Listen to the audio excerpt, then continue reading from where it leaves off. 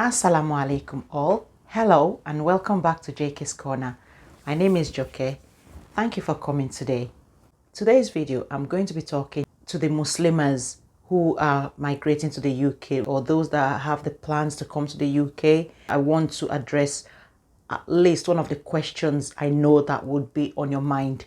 If you are a Muslimah and you are planning on relocating to the UK soon, or even maybe America or Canada, this video is for you. Please sit back and I'm sure you'll learn one or two things here. On my channel, I talk about healthy Islamic living, healthy Islamic eating, how I live my life as a Nigerian Muslim in the UK. And I hope that those things are some of the things you like to see on YouTube. And if they are, please don't forget to subscribe to my channel before you leave today. Thank you very much.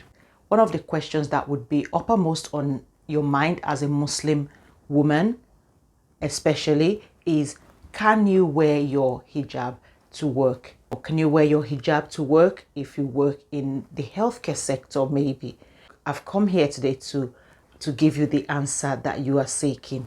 So in the first instance, I want to say, put your confidence in Allah in whatever you are doing.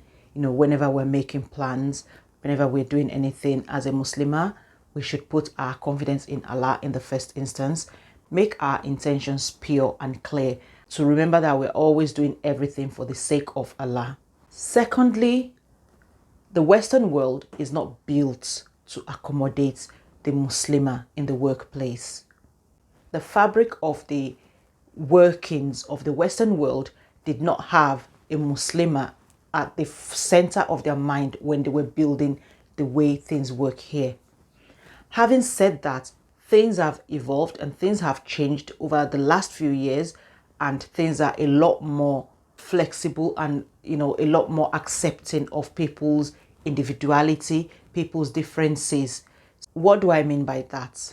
I don't know fully about the US, but I think I've seen a lot of hijabis in the healthcare sector, and in Canada I've seen a lot of hijabis in healthcare sectors and other different sectors as well. But in the UK, I know that most employers, especially I believe that all government employers and also all the big employers will allow you to wear your hijab to the workplace. Being allowed to wear the hijab in the workplace is one thing, but also when you get into the workplace, how do your co-workers, your boss, how do they perceive your dressing? Do they have digs at you whenever you turn up to work in your hijab or full Khimar or Jilbab, or however you choose to dress? I want to point out to you though that if you are coming to the UK to work in the healthcare sector, you have to bear this in mind. As a healthcare worker, your customers are your patients. You are in touch with them. So for example, if I was working as a customer service assistant, I'll just be serving them, giving them whatever they've bought. Thank you for your custom. Have a good day. Bye. As a caregiver or a nurse, a doctor, or whatever, you are actually leaning into your customers, leaning into the patients. So maybe you have a stethoscope in your ears, so you are leaning into them. What I don't want, I'll allow it because I'm a Muslim, but as a non-Muslim, I wouldn't want your loose fabric to be slapping my face when you're trying to treat me. So that comes into play when you are deciding if to go out and work in the healthcare sector. So you have to bear in mind that your hijab or your jilbab or your khimar has to be of such that it doesn't interfere or come into contact with people, your customers, your patients, when you're dealing with them, when you're serving them. You have to bear that in mind to make sure you do not let your clothes fall on them, sweep their arm. People get irritable when they're ill. People get irritable when they're being touched by somebody they're not very familiar with. So those reasons are why you need to be aware of how you dress to work. So it is now up to you to decide if your faith will allow you to reduce the length of your hijab or khimar, or it is entirely up to you. That is up to you how you choose to dress to accommodate that. So there comes that. Now means you have to decide, this traveling abroad to the Western world that wasn't built with you in mind, with me in mind, is it the best thing for your conscience? I just want you to bear that in mind. What the consequences could be is that, yes, they could say, we don't have any problems employing you. The most common thing that would happen is this: healthcare centers employ the services of agencies. So the agencies are the people the caregivers will register with. Then they will go and work at a healthcare facility through the agency.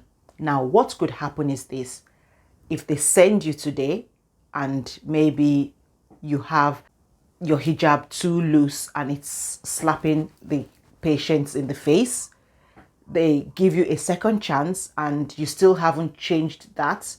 The third time, when that's nursing home or care hospital or whatever, approach that agency that they need a staff, they will say, we do not want Joke, for example. Can you please not send Joke to us next time? We don't want her working in our facilities. So they are not sacking you because they are not the ones employing you. But when there is a shift, the agency that you work with will not let you know about the shift. They'll tell other people that there is a shift and any one of those people should apply. So just bear these things in mind, that these sorts of things come into play when you come and work in a country like the UK, the US, or Canada. I hope you have found value in this video. If you have, please don't forget to give me a like on this video. Don't forget to subscribe to my channel, and please share this video with somebody who you know is planning on coming to the UK or going to the US or going to Canada very soon. Because I think once we are aware of these things, it arms us with how to prepare ourselves to go over to these countries and the kind of problems we may encounter in working in those sectors. I'm not here to discourage you. I'm just telling you the possible drawbacks you may encounter. So I hope you have found this useful. Thank you very much for watching this video today, and I hope to see you in my next video. Assalamu alaikum wa rahmatullahi wa barakatuh. Bye bye.